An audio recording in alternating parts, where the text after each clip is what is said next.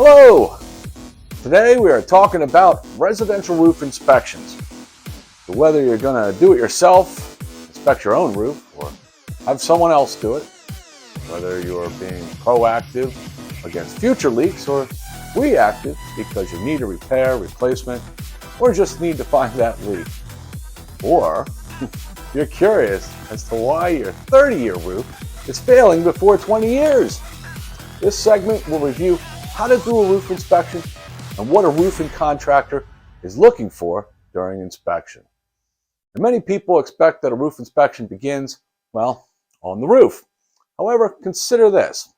A certified inspector, like one who is educated and trained through INTERNACI, the International Association of Certified Home Inspectors, is not required to get on the roof to inspect. The reason being is it is entirely possible to create or worsen damage from just walking around. They're also not prepared or commissioned to do any repairs. What's worse is a bad roofer could scam you by causing damage on purpose, exaggerate a bad install, or create a need for more costly repairs. But for the most part, just walking on the roof can cause collateral damage. So the rule should be only go up for tune-ups, maintenance, repairs, and when absolutely necessary. Nowadays, for your average roof, there are very few occasions that the roof cannot be seen from either the street, satellite, or a drone if necessary. Now, I'm not saying there's never a reason to go up. However, proper inspection actually begins with you, the homeowner. So before having anyone look at your roof, talk to them. Chances are you'll know about your home and your roof more than you think. For instance, you may know when your last roof was done, roughly maybe. Maybe you recall the roofing contractor who performed the last install. Perhaps you know how many layers there are. Maybe you have a warranty or know the last time it was tuned up or repaired. If your home is new to you, you may have an inspection report or other information. You'll at least know roughly when the house was built, right? So the point is, to be of the best service to you, having as much information as possible helps to make a more thorough and proper inspection and assessment. In addition to that, it's the perfect time to address any of your questions and concerns. Now, I can't tell you how many times I speak to homeowners who tell me, like Chris last month, well, maybe 2 over there in Percy. He tells me, I had 3 roofers come out before I was referred to you. He said the first one showed up unannounced. He threw the ladder up, made a bunch of clanking and slamming noises. When his wife was on a Zoom meeting in the office, she had no idea what was going on. Can you imagine you're on a Zoom meeting and looking out the window, a ladder gets thrown and somebody's looking in your window waving, hi, I'm here. Then he kept ringing the doorbell so he could send her an email for the estimate. Unfortunately, that's pretty common, right? And that's why people expect that. The second one showed up as scheduled, but then told Chris he could fix the leak for $500, but he'd have to do it right now because he was very busy and he couldn't come back. Chris said he didn't trust anything about that guy or his buddy. Third one showed up on time. Chris said he gave a great presentation. He was really nice, but the kid had really no roofing experience and couldn't answer questions. Now, Chris knew a good bit about roofing, you see, so I looked online. I saw no videos being done on inspecting the inside and the underside of the roof. So it's no surprise that everyone assumes you need to throw a ladder up. Well, when actually you can tell a whole lot more from the underside if it's possible to get to it. Okay, so here's how I helped Chris and explained to him why he and all his neighbors, whose house are only 20 years old, the roofs have already begun to fail. Now, if you have a 3-tab roof,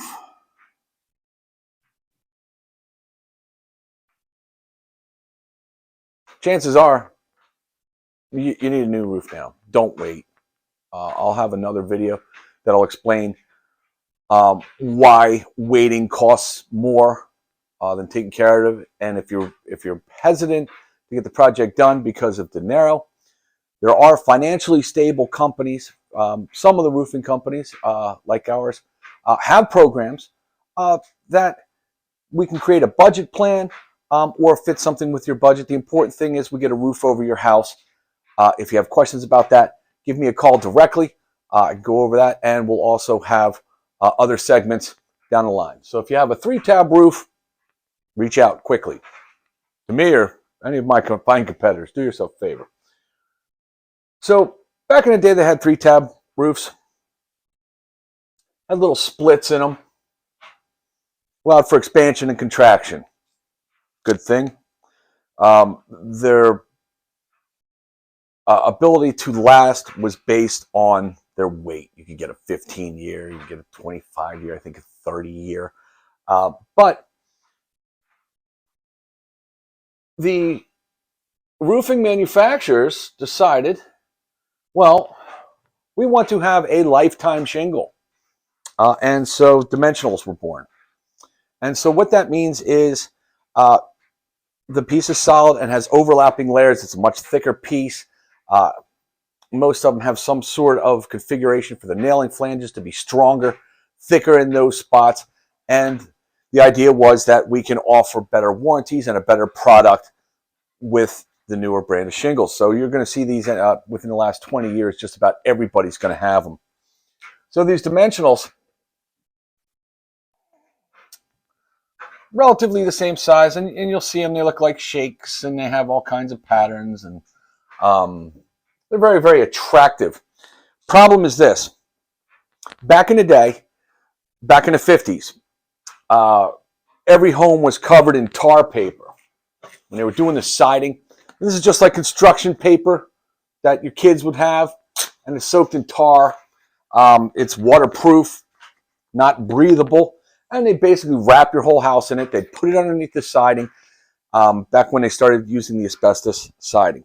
And the problem is they discovered something called sick home syndrome, which means the moisture that we create in our house when we're taking showers, from breathing, 6 to 8 gallons going in the air every day, more if you're my wife, cooking rice and pasta all the time. Love you, honey. So what would end up happening is all this moisture would get trapped in the house, and it couldn't escape through the walls, and it was causing dry rot inside the home. So the good people down there at DuPont, they invented something called Tyvek. Dr. Bob Tarney, a good old friend of the family, we're in the Philadelphia area, so he's just down there in Delaware. He explained to me that they shoot all these fibers onto a mat, and the fibers are so close together that moisture and air can breathe back and forth. That allowed the wood and kept the mold out of the house. And the fibers were so tight that the moist air could pass through it, but the molecules of water could not. So it was waterproof, but could still breathe. So that was great for siding. And so now that we have vinyl siding, and as long as we have our waterproof membrane underneath it, we're good to go. Problem was, nobody had addressed that same issue on the roofs. So all these roofs that are it's 2003 now, if you were dealing anywhere from 25 years ago and sooner, or if your home is 10 years old, it's worth having an inspection done to see what's going on. Because back in the day when the roofs were being done, they were using white pine, big planks of it. And a man once told me, a man wiser than me, told me that all the pine is gone because it was all used up on the roofs and creating bleachers in stadiums and high schools. So then they switched to plywood. And as time went on, they switched to something called OSB, oriented strand board, which is basically big particle flakes of wood glued together and compressed. And the problem with that is if it gets wet, as you can imagine, it would act like a sponge. Good old-fashioned wood, it could get wet, it could get dry. It takes a long time for any real problems to happen. So all this new construction went on, and OSB went down. Then they put the tar paper. Then they put their lifetime shingle. So when Chris is saying, well, listen, I know about roofing.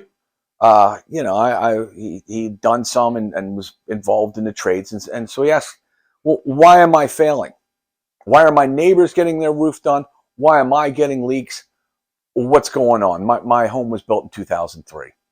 So I'll tell you, all that moisture going up gets trapped there. And when you put that tar paper down, Now you've just trapped all the moisture in and all the OSB starts to rot. So what do we do to figure this out? We do the inspection. Now, a lot of people need to go up to do it.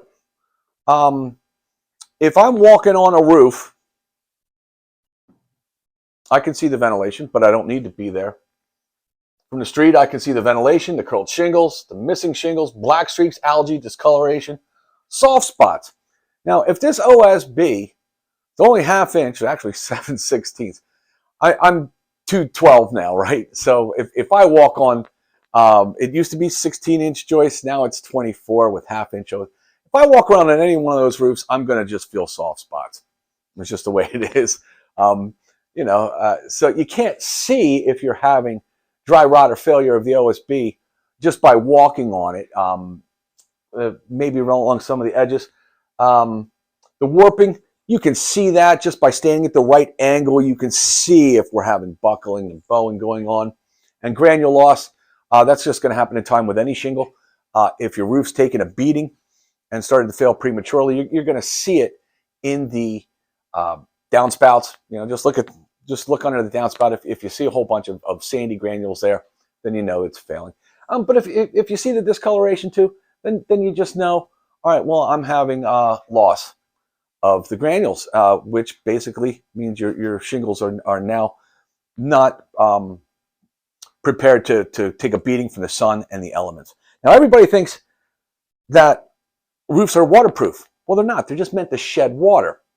So here's what's happening in all these newer homes and older homes too.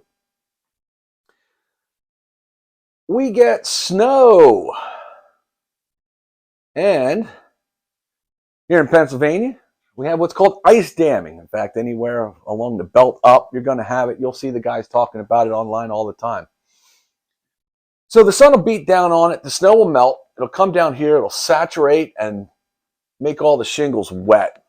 At night, since water expands when it freezes, it's going to creep up under the shingles, essentially rotting out the plywood at the edge of your roof. And the reason that happens is because it's cold above it, cold below it. Just like a bridge, right? Bridge freezes before road. You've seen the signs. Same principle.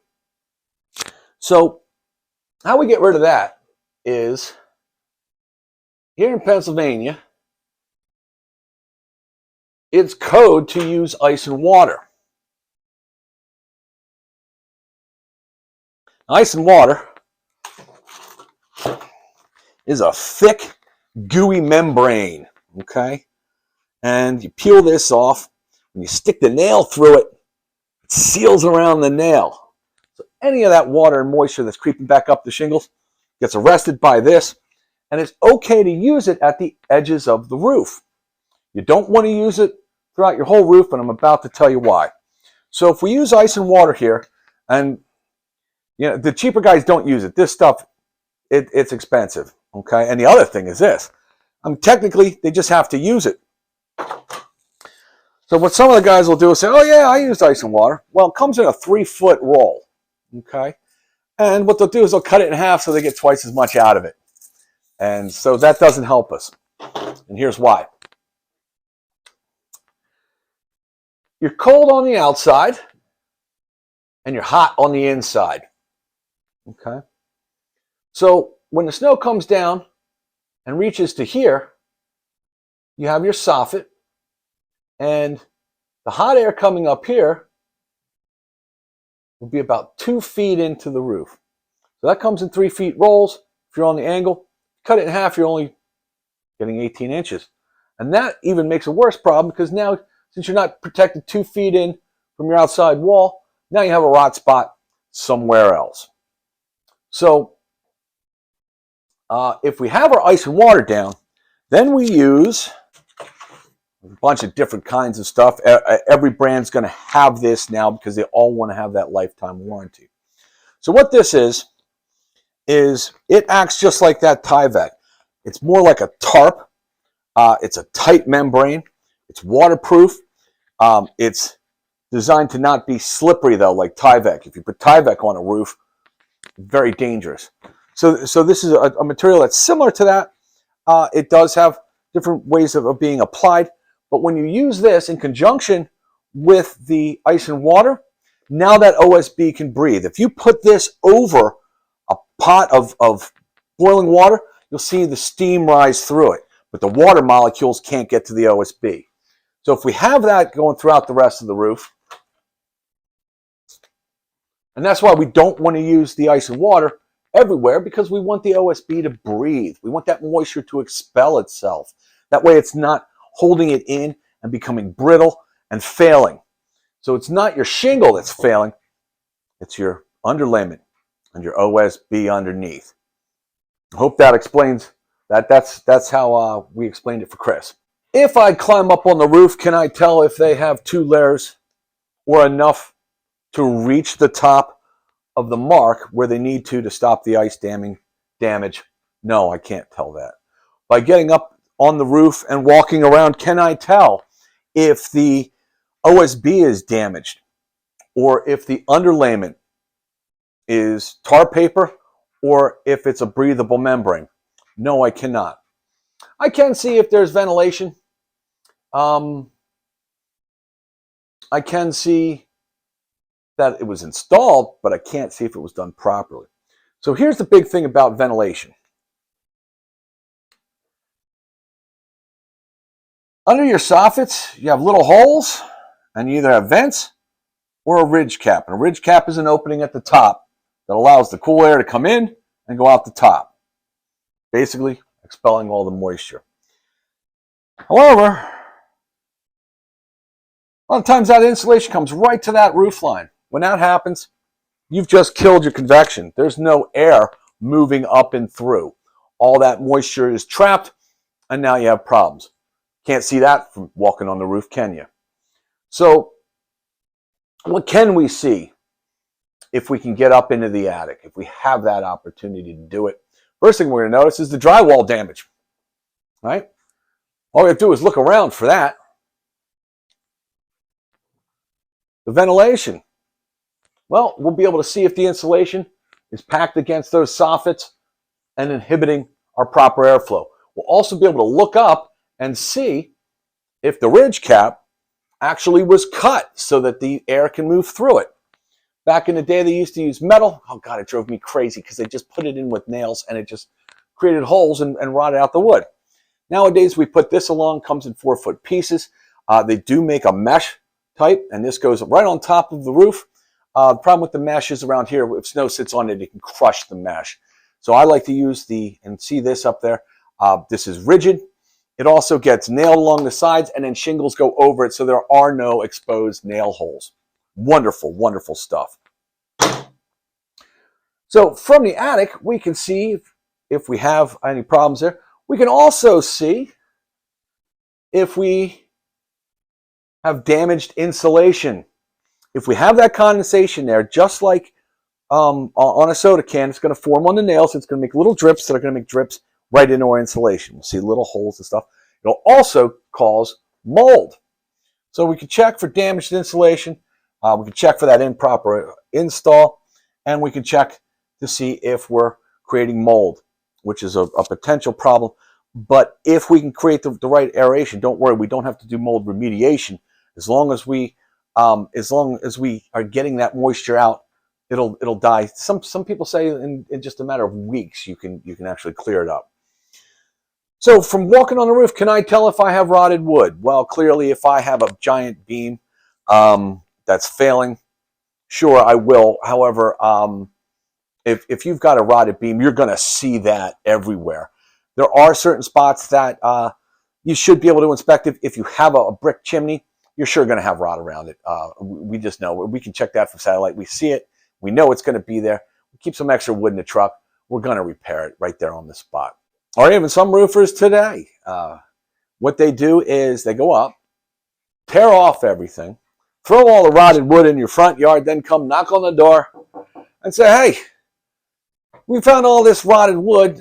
We can't move forward unless you give us some extra money so we can run down and get some more plywood.